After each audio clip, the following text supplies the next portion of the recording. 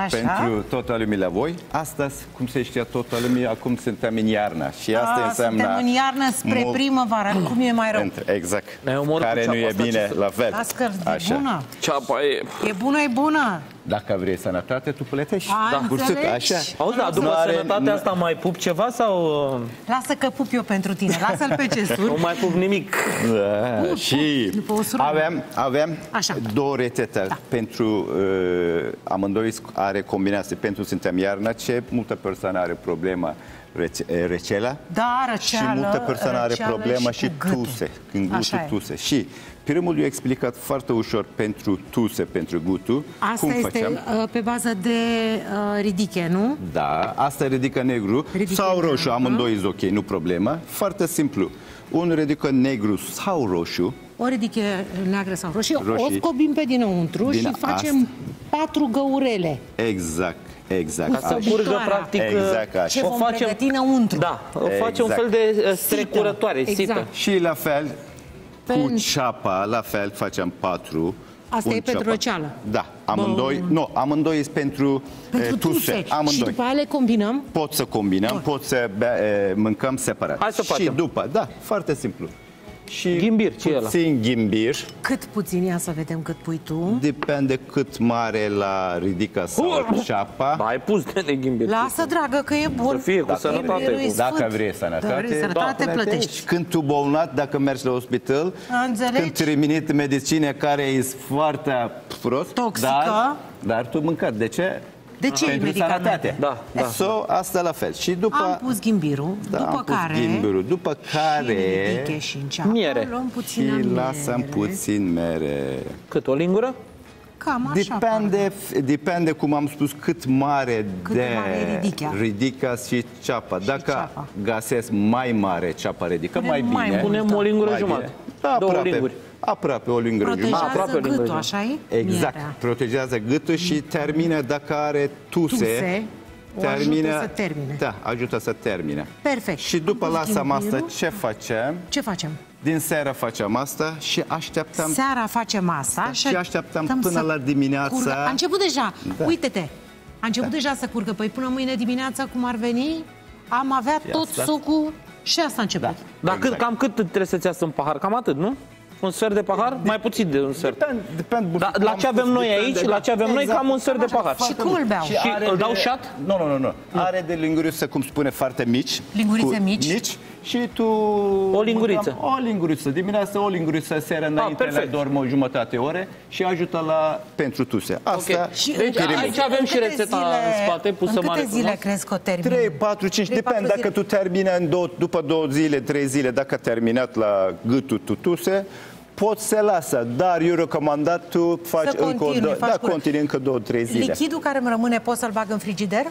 Asta? Da? Mai bine tu lasă în temperatură de cameră sau partea la frigider, partea la ușă. La ușă, perfect, e mai bine. Am o întrebare tehnică. Pentru copiii mici, poți să îi dai unui copil mic așa ceva? Dacă este răcit sau dacă tușește? Depinde să copii cât? Nu știu, 3 ani. După 4, 5, ok, depinde 3 ani, depinde după 5 ani recomanzi. Da, eu recomand după 5 ani. După 5 ani, eu recomand asta. Și acum, care am uitat, excuzat, dacă tu are diabet ceva, dacă ai diabet, poți să tu lasă, nu e mere și iogurt. Care iogurt care tu faci în acasă. Eu recomand tot despre care e făcut acasă. Și de ce te-am întrebat? Pentru că eu, copilului meu, la 3 ani și 3 ani avea, mi-a recomandat cineva să pună o miere, nu știu dacă pot să-i spun numele pe post, de-aia cunoscută, da? Pusă tot așa în ridichi, lăsată, tras cu siringa 5 ml și i-am dat cât era răcită. Și de asta te-am întrebat dacă aceasta, nu știam dacă ghimbirul e bun pentru un copil mai mic. Da, dacă ai spus de la 5 ani în sus, e perfect. Ne-am lămurit. Deci ghimbirul pentru copii mici nu e cel mai ok. Și atunci de la 5 ani nu e așa de bun. Perfect. Așa bun. Cea de-a doua rețetă. Și asta doua rețetă pentru răceală. Deci asta pentru tuse am luat. Perfect. Aici, în față. Asta e pentru tuse. Până dimineață le lăsăm așa. Așteptăm așa. Și pentru răceală e la fel foarte ușor. Aceasta este o rețetă preparată termic. Cesur a fiert la un moment dat ceva. Înainte eu faci. Aici, ce-ai fiert? Final așa, fer. Acum eu explic. Acum o faci. Acum explicat. Și pentru asta, pentru răceală, ce trebuie? Ce îmi trebuie? Un coaja de portocale. Coaja unei portocale. Un coaja de portocale. Lasăm așa. Și coaja de portocale, by the way, multe persoane probabil nu știat, are multe beneficii. Afară de asta, vorbesc pentru răceală și explicăm despre răceală. Coaja la portocale are 3 ori mai mult vitamine C din interior. Decât interiorul și mai multe fibre decât interiorul. 4 ori mai mult fibre din interior. Deci e mai bună coaja decât interior. Cum faci așa? Așa. Și la fel, coaja de gutii, un coajă de gutii, deci o gutuie. O gutuie cu doar coaja. Exact. Și normal tu mănânci restul. Da, normal. Și după asta deci coaja de portocală, coaja de gutuie, 10 cuișoare. 10 cuișoare. 1, 2, 3, cam așa. Cu aproximație. Aproximație 10 aici. Și după aproximativ un deget de ghimbir. La tine totul e cu ghimbir, bag de seamă. Îmi place foarte mult ghimbir. Și mere. Și hai să spunem asta, un deget aproximativ de ghimbir. Hai să fie plus, că nu supără pe nimeni. Plus minus. Și după un suc de lămie. Deci avem așa, coajă de portocală, coajă de gutuie, ghimbir, sucul unei lămâi, 10 cuișoare și 1 litru de apă. Și 1 litru de apă. Perfect. 1 litru de apă. Avem aici. Hai că te ajutăm noi. Da. Să punem repede. Și după asta ce facem? Îl fierbem. Fierbem aproximativ 15 minute. Fierbem asta 15 minute. Și după închidem și lăsăm 15 minute aproximativ tu relaxat. Se lecească. Și după are asta final. Așa arată. Cum se consumă împotriva răcelii? În zi, cum se consumă multe ceai cu fructele, cu florile, așa, 3-4, nu e așa mare pahar, normal, pahar de normal, apă, 3-4 pahar în fiecare zi. Înainte sau după masă? Nu e exact mâncat ceva, aproximativ jumătate ore înainte mâncat ceva sau după jumătate 40 de minute, după tu mâncat ceva, mai bine tu bem 3 pahari, 4 pahari. O bombă cu vitamine. Normal. Bombă cu vitamine, decât să iei vitamina D, vitamina C separat, ai mers pe natural, frumos. Dar la ce ți-a trebuit ceapă? Și o bei în loc de suc. Probabil prietenul nostru dinainte convins, pentru că am spus ceapă pentru asta. Da, el a curățat-o să fie sigur. Mi se pare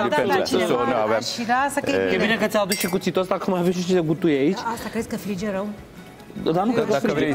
Apropo, trebuie băut neapărat cald? Nu. Dacă l-ai scos, îl poți bea și normal, la temperatura camerei, nu? Foarte bun, deși mie nu-mi place ghimbirul, e excepțional. Întrebare, câte zile pot să beau din ce am fiert? Asta... Câte zile? Da, adică mai bine de la o zi la alta trebuie să fac... Mai bine face tu. Corect. 1 litru, tu are prieten probabil sau o familie. Adică nu punem la frigider pentru a doua zi. Am băut în ziua aia, a doua zi fierbem altă. Exact. Tu faci mai bine, tu fresh. Nu are așa ceva foarte dificil tu găsesc. Are în frigider. Tu faci și tu în toată iarna nu contează, tu faci fiecare zi la fel.